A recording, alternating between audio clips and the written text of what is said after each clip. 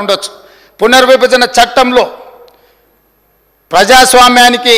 ప్రజాస్వామ్య దేవాలయమే పార్లమెంటరీ వ్యవస్థ, పార్లమెంట్. ఆ దేవాలయంలో చేసిన చట్టాలను కూడా 10 సంవత్సరాలు అమలు చేయలేదు. అమలు చేయకపోవడానికి గల కారణాలు ప్రజలు గుర్తించినరు.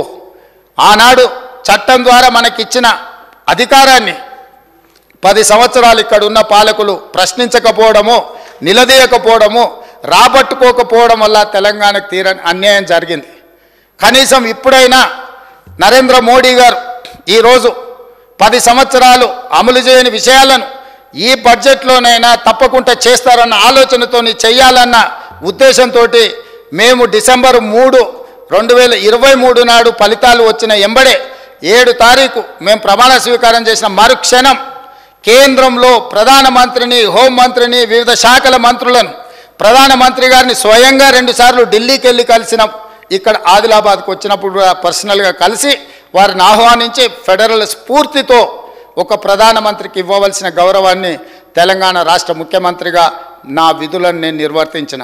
ఆ సందర్భంలో ప్రధానమంత్రిని నేను స్పష్టంగా చెప్పిన, మీరు ఒక పెద్దన్న, ప్రజాస్వామ్యంలో వివిధ రాష్ట్రాల ముఖ్యమంత్రులకు ఈ దేశ ప్రధానమంత్రి ఒక పెద్దన్న లాంటి వాడు, మీరు పెద్దన్న పాత్ర పోషించండి, మా రాష్ట్రానికి రావాల్సిన నిధులు, మాకు ఇవ్వవలసిన అనుమతులు మీరు ఇవ్వండి, మీ పెద్దన్న పాత్ర మీరు పోషించండి అని నేను చెప్పిన.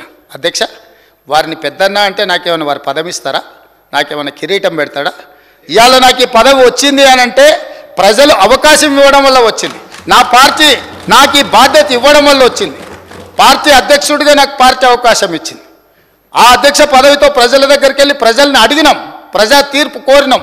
ప్రజలు తీర్పిచ్చి తెలంగాణ రాష్ట్రానికి కాంగ్రెస్ పార్టీకి అవకాశం ఇస్తే మా 65 మంది శాసనసభ్యులు సభానాయకుడిగా నన్ను ఎన్నుకొని ప్రజాస్వామిక స్ఫూర్తితో నన్ను ఇక్కడ కూర్చోబెట్టింది. అధ్యక్ష, ముఖ్యమంత్రి ఎవరి దయా దాక్షిణ్యాల మీదనో ఎవరినో పెద్దన్న అంటే వచ్చిన పదవి కాదు అధ్యక్ష. కానీ తెలంగాణ రాష్ట్ర ముఖ్యమంత్రిగా 4 కోట్ల ప్రజల యొక్క హక్కులను కాపాడాల్సిన బాధ్యత నా మీద ఉంది. ఈ గురుతరమైన బాధ్యతను అమలు చేయడానికే ఒక అడుగు ముందుకేసి ఒక మెట్టు దిగి ఈ దేశ ప్రధానమంత్రిని, మీరు ముఖ్యమంత్రులకు అందరికీ పెద్దన్న లాంటి వారు, మీరు పెద్దన్న అంటే పెద్ద మనసు చేసుకొని తెలంగాణ రాష్ట్రానికి ఏవైతే చట్టం ద్వారా హక్కులు కల్పించిండ్రో ఆ హక్కులను అడ్డుకోకండి, తెలంగాణకు అనుమతులు ఇవ్వండి అని చెప్పి వారికి విజ్ఞప్తి చేసినాం. 3 సార్లు ప్రధానమంత్రిని కలిసిన, 18 సార్లు వివిధ మంత్రులను కలిసినాం. ప్రతి ఒక్కరిని కలిసి తెలంగాణ రాష్ట్రానికి రావాల్సిన బయ్యారం ఉక్కు కర్మాగారం గురించి, రైల్వే కోచ్ ఫ్యాక్టరీ గురించి, గిరిజన యూనివర్సిటీ గురించి, IIIT గురించి, IIM గురించి, మూసీ పరివాహక ప్రాంతం అభివృద్ధి కోసం, రీజనల్ రింగ్ రోడ్డు కోసం, పాలమూరు రంగారెడ్డి ఎత్తిపోతల ప్రాజెక్టు కోసం, ఈరోజు ఈ రాష్ట్రంలో జరగవలసిన అభివృద్ధి కోసం, సెమీ కండక్టర్స్ కోసం, అదేవిధంగా IT పరిశ్రమల కోసం, ఈరోజు ఫార్మా పరిశ్రమల కోసం అనుమతులు ఇవ్వండి, మీరు నిధులు ఇవ్వండి అని చెప్పి ఈరోజు వారిని కలిసి మేము విజ్ఞప్తి చేయడం జరిగింది. అధ్యక్ష, ఇవన్నీ కూడా ప్రజాస్వామిక స్ఫూర్తితో పనిచేయాలన్న ఆలోచన, అంతే తప్ప ఎవరి దగ్గరనో వంగిపోవడమో ఎవరి దగ్గరనో లొంగిపోవడానికి ప్రయత్నం చేయలేదు. అధ్యక్ష,